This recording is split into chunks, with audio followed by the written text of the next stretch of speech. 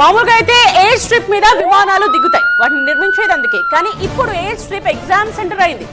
So ఆ details ని మనం చూస్తూ ఉన్నాం. 187 హోంగార్డ్ పోస్టులకు 8,000 మంది అభ్యర్థులున్నారు. విమానాశ్రయ రన్వే పై పరీక్ష నిర్వహించారు అధికారులు. ఒడిశాలోని సంబల్పూర్ లో ఈ దృశ్యం కనిపించింది.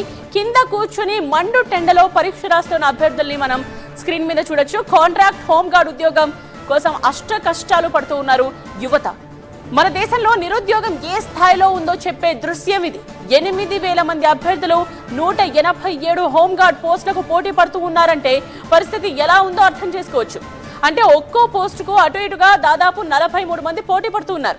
హోంగార్డ్ పోస్ట్కి ఇంత పోటీ ఉంటే ఇక కానిస్టేబుల్స్, డ్రైవర్స్, కండక్టర్స్ ఉద్యోగాలకు పోటీ ఇంకెంత ఉంటుందో ఊహించుకోవచ్చు. హోంగార్డ్ ఉద్యోగానికి కనీస అర్హత 5వ తరగతి చాలు. కానీ ఇక్కడ ఎగ్జామ్ రాస్తున్న వాళ్ళందరూ ఉన్నత విద్యావంతులే, డిగ్రీలు, పీజీలు చదివిన వాళ్లే. 187 హోంగార్డ్ పోస్టులకు 10,000 మంది దరఖాస్తు చేసుకోగా 8,000 మంది పరీక్షకు హాజరయ్యారు. ఇంతమందికి పదుల సంఖ్యలో పరీక్షా కేంద్రాలు ఏర్పాటు చేయాల్సి ఉంటుంది. అయితే అధికారులు సరికొత్త ఆలోచన చేశారు. 8,000 మందికి ఒకేసారి ఎయిర్పోర్ట్ రన్వే పై పరీక్ష నిర్వహించారు. ఇప్పుడు ఈ దృశ్యాలు సోషల్ మీడియాలో వైరల్ అవుతున్నాయి.